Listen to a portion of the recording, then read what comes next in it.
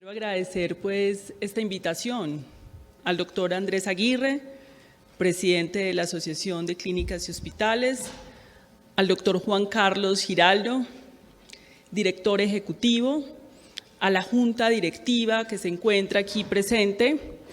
Además, acá hay representantes de los entes de control, a quien envío un saludo, y a los directores, directoras de los hospitales, de las clínicas y los distintos actores y actrices del sector salud que se encuentran aquí presentes. Quiero enviar un saludo de parte del presidente electo, doctor Gustavo Petro Urrego, a este espacio con uno de los componentes centrales y más importantes e insustituibles de un sistema de salud, que es el sector hospitalario.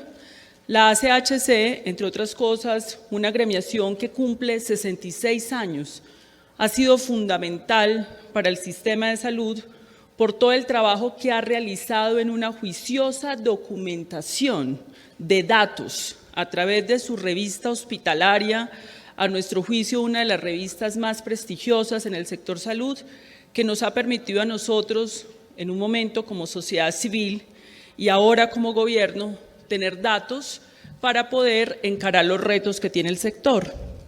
Yo vengo acá a mandar también un mensaje de tranquilidad, de serenidad. El país acaba de pasar un proceso de polarización por el proceso electoral, y eso está bien, es democrático, pero ya en este momento hay una decisión que adoptó el pueblo colombiano, y en esa decisión también el presidente electo, Gustavo Petro, y yo como su ministra designada, entendemos que ya nos corresponde unir al país, reconciliarlo y construir unas propuestas de manera conjunta con aquella Colombia que votó por el doctor Petro, pero también por aquella Colombia que no votó y que lo hizo respetuosamente, en democracia, como ocurre ahí.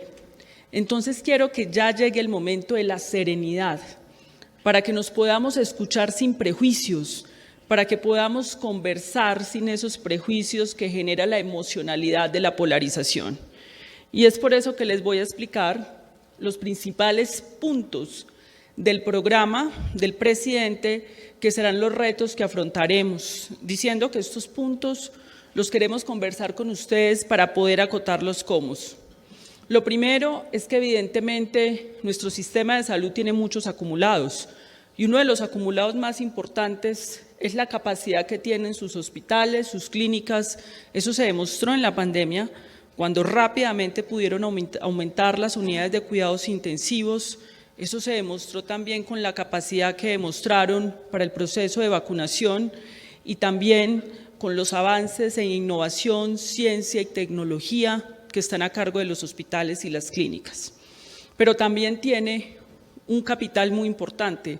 El capital más importante de un sistema de salud son sus trabajadores, sus trabajadoras, lo que se denomina en otros términos su talento humano, la inteligencia humana que opera esa tecnología, la calidez humana, y esos son recursos fundamentales que ha desarrollado este sistema de salud. Pero el sistema de salud, evidentemente, como política pública, como modelo, cumple 3 décadas ya desde el último modelo instaurado, y observamos nosotros que ya es momento de revisar qué fue lo que funcionó y lo que no funcionó para que pueda ser susceptible de mejoría. En ese sentido, nosotros vemos un sistema que está muy limitado frente a la atención de 22 millones de colombianos que viven en la Colombia profunda, en la Colombia excluida, aquellos campesinos, campesinas, población indígena, población de bajos ingresos, donde todavía el sistema tiene unas limitaciones enormes, y por supuesto es el compromiso del presidente, porque además estas personas con esperanza en yeguas, en caballos y en chalupas fueron a ejercer su derecho al voto con la esperanza de que en Colombia se les garantice la vida, y desde luego nosotros tenemos un compromiso enorme con esas comunidades y vamos a poner todo el poder del Estado y el gobierno para proteger a esas comunidades excluidas, y la invitación es a que busquemos los acuerdos para que este sistema también les responda a ellos. Allí están las mortalidades, las morbilidades más altas, allí tenemos un problema de hambre, allí tenemos un problema de ausencia de agua potable, y estos son asuntos que de pronto el sistema de salud que se centró en la enfermedad desatendió durante esas 3 décadas, y es del interés del presidente y de interés mío volver a retomar esa visión. Entonces, en ese sentido, tenemos unos retos importantes.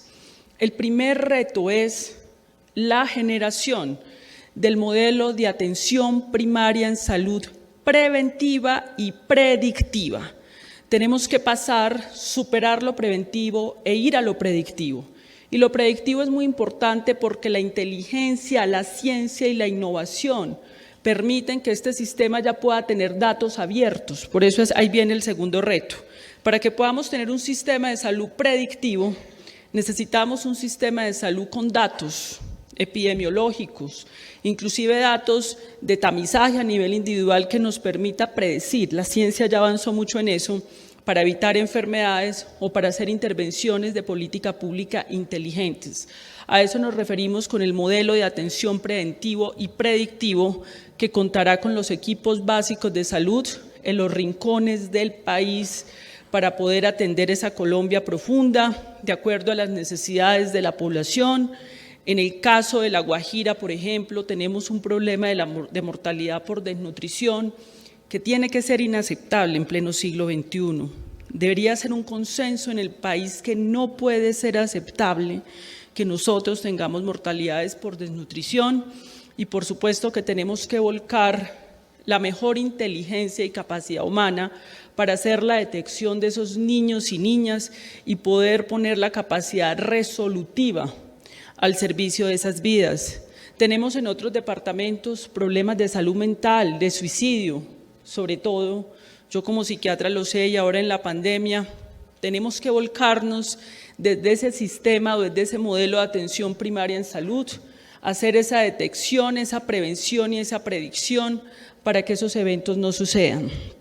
El centro del sistema de salud tiene que ser el derecho fundamental.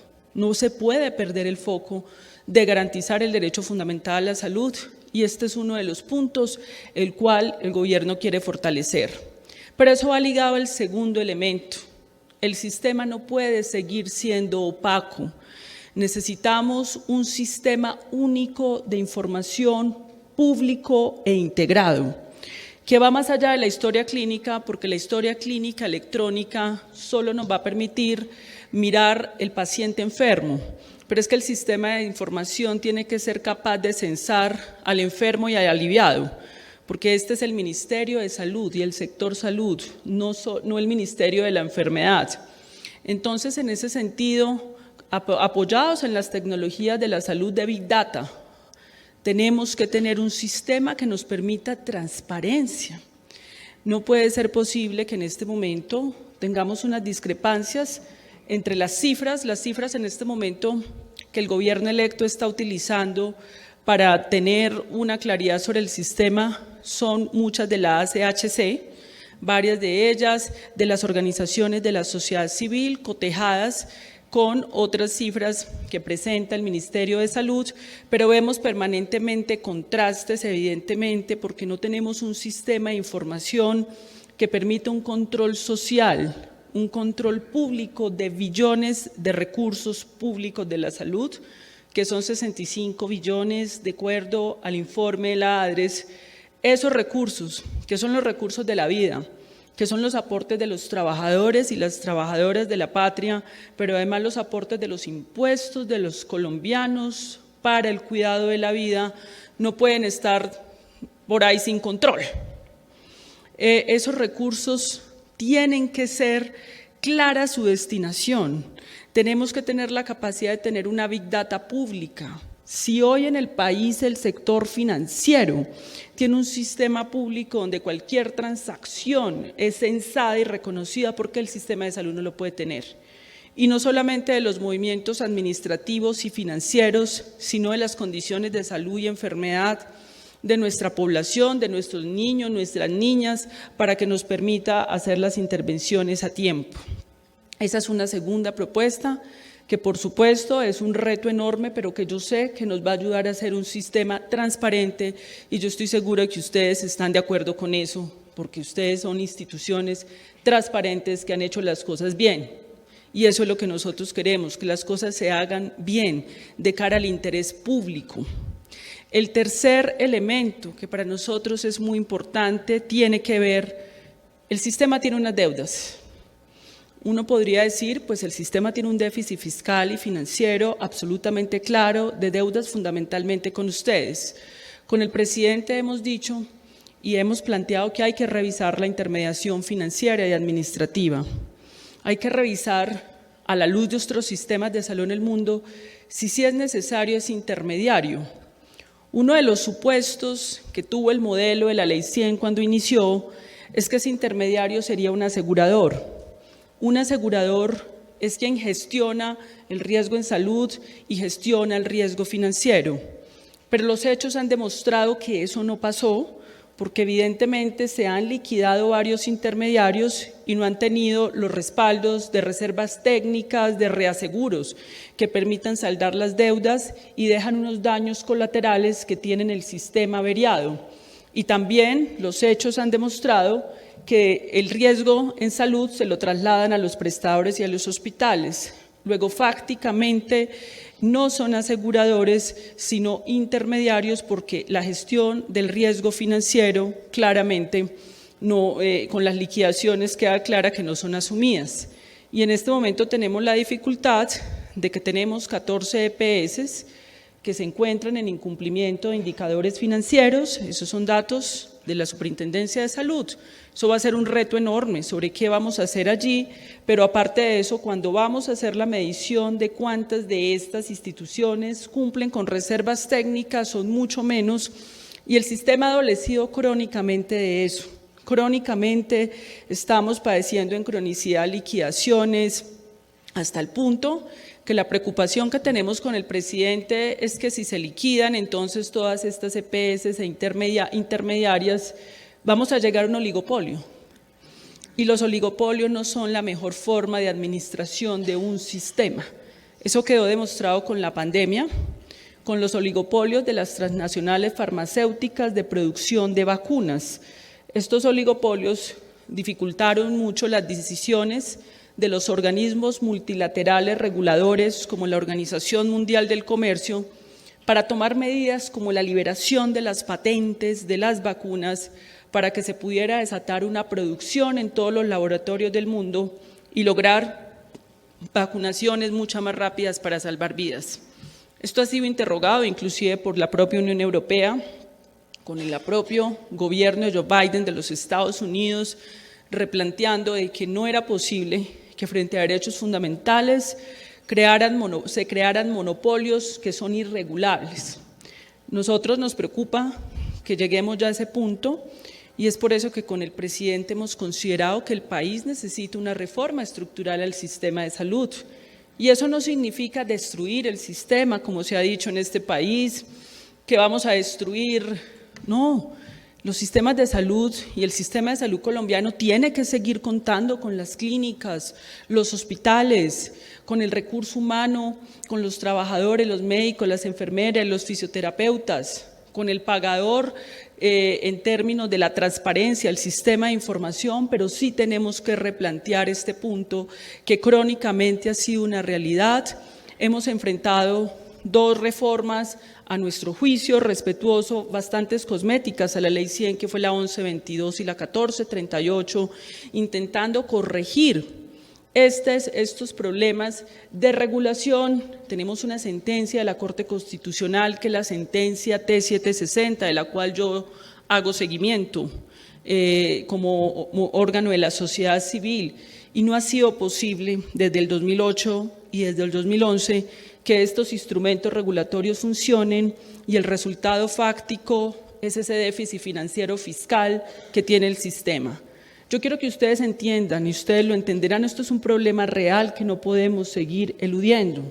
No podemos seguir mirando para otro lado, diciendo que no está pasando, y consideramos nosotros que sí requeremos abocar en el debate público democrático de manera respetuosa, que nos escuchemos y conversemos entonces sobre cómo hacemos una transformación para no seguir crónicamente enfrentando estas liquidaciones que perjudican sobre todo a ustedes y a los trabajadores y trabajadoras de la salud con quienes hay enormes deudas en el país y también a los pacientes. No podemos seguir prolongando esto. Ese es un elemento central. Pero el otro elemento es la salud. No puede seguir siendo solo el cuidado de la enfermedad. El sector salud tiene que volcarse hacia lo que se denomina los determinantes sociales de la salud, que es evidente, por supuesto, que si no hay agua potable, el sistema de acueductos y alcantarillado, la humanidad lo creó en el Imperio Romano. Se acabó el Imperio Romano, han pasado varios siglos después del Imperio Romano y no puede ser aceptable que en pleno siglo XXI haya niños y niñas en condiciones de desnutrición y de deshidratación, con mortalidades asociadas a las enfermedades que tienen que ver con la contaminación del agua. Y por supuesto que se pueden hacer propuestas concretas a nivel intersectorial. Y esto es un compromiso del presidente, porque ese es su pueblo también el que votó por él, de que logremos avanzar en el tema del agua potable y en el tema del hambre. Esto es intersectorial, ahí tendrá que ver el Ministerio de Agricultura, ahí tendrá que ver el Ministerio de Hacienda, porque no puede ser posible, y este es el debate que debería estar dando en este momento este país, que haya más de 17 millones de colombianos que no tienen sus comidas completas, que haya personas con hambre en Colombia.